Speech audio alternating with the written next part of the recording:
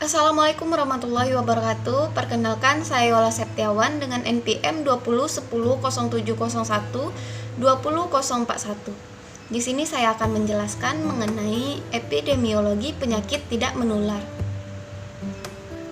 Yang pertama, mengemukakan model hubungan kausal pada penyakit tidak menular. Penyebab penyakit dapat dikategorikan menjadi mode kausa tunggal dan kausa majemuk. Mode kausa tunggal atau monokausal yaitu konsep penyakit di mana penyakit hanya disebabkan oleh satu penyebab. Model ini muncul didasari oleh pemikiran bahwa penyakit yang diderita seseorang disebabkan oleh penyebab yang spesifik. Ya, satu sebab spesifik, satu akibat spesifik yang unik dan konstan. Misalnya, tekanan atau trauma mekanik yang tinggi berakibat patah tulang. Lalu yang kedua, mode kausa majemuk atau multiple causation, yaitu konsep penyebab penyakit dengan penyakit memiliki lebih dari satu penyebab.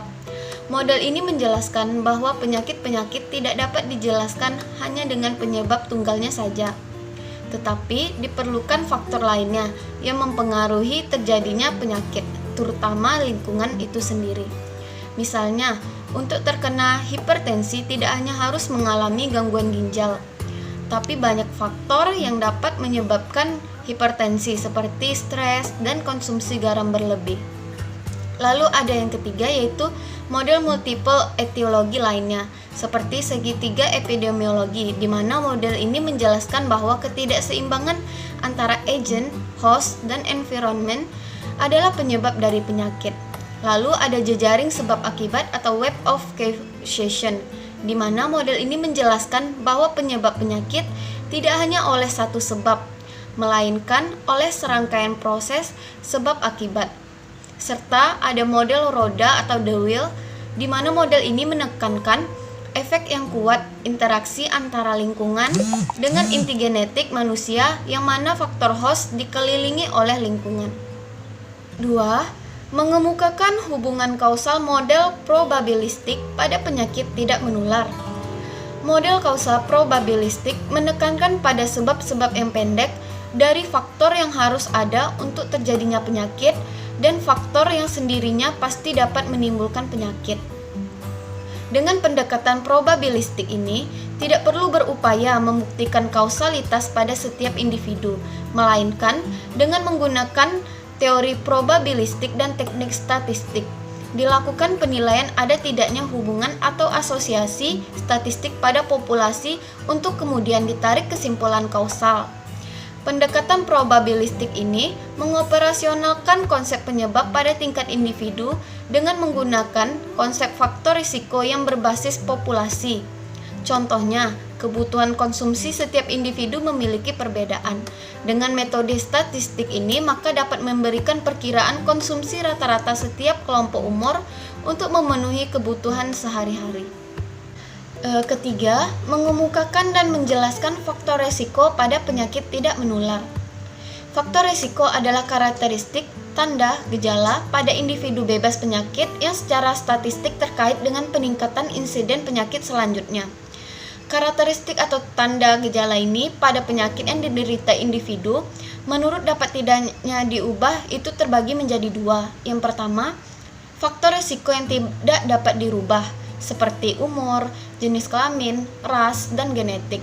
Lalu ada yang kedua, yaitu faktor risiko yang dapat diubah, seperti merokok, kegemukan, dan berolahraga. Adapun karakteristik atau tanda gejala pada penyakit yang diderita menurut kestabilan peranannya terbagi menjadi dua juga. Yang pertama, faktor risiko yang dicurigai, yaitu faktor-faktor yang belum dapat dukungan sepenuhnya dari hasil penelitian. Misalnya, rokok sebagai penyebab kanker rahim. Lalu ada faktor resiko yang telah ditegakkan, yaitu faktor resiko yang telah mendapat dukungan ilmiah atau penelitian. Misalnya, merokok sebagai faktor resiko terjadinya kanker paru. 4. Mengemukakan dan menjelaskan kriteria-kriteria operasional hubungan kausal pada penyakit tidak menular. Yang pertama, agen harus selalu dapat diisolasi pada setiap kasus melalui biakan murni atau kausa yang diperlukan. Yang kedua, agent seharusnya tidak ditemukan pada kasus-kasus penyakit yang lain atau efek spesifik. Lalu yang ketiga, agent yang telah diisolasi dari seorang penderita harus mampu menimbulkan penyakit yang sama pada binatang percobaan atau kausa yang menentukan. Untuk soal yang kelima, yaitu mengemukakan dan menjelaskan kriteria-kriteria ideal hubungan kausal pada penyakit tidak menular. Yang pertama, kekuatan asosiasi. Hubungan asosiasi yang sangat kuat antara suatu faktor dengan suatu penyakit memiliki kemungkinan bersifat kausal. Lalu yang kedua, konsistensi. Pengamatan yang dilakukan berulang-ulang pada tempat, waktu, populasi, dan rancangan penelitian yang berbeda memberikan bukti yang sama tentang hubungan asosiasi. Lalu yang ketiga, ada spesifitas hubungan.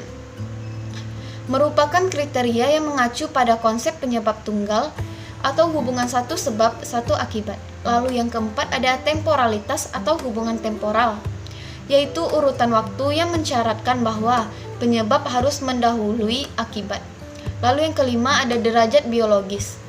Adanya suatu faktor dengan suatu penyakit yang kekuatan hubungannya meningkat sejalan dengan peningkatan kuantitas atau kualitas pajanan.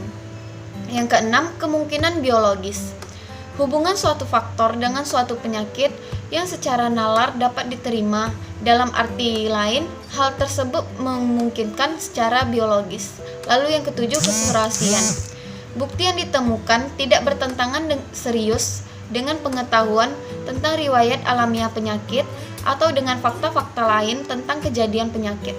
Lalu yang kedelapan, bukti eksperimental.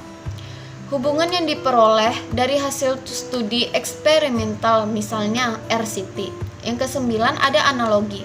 Pendekatan analogi dapat membantu ke arah pengambilan kesimpulan kausal, namun sering mengejauhkan.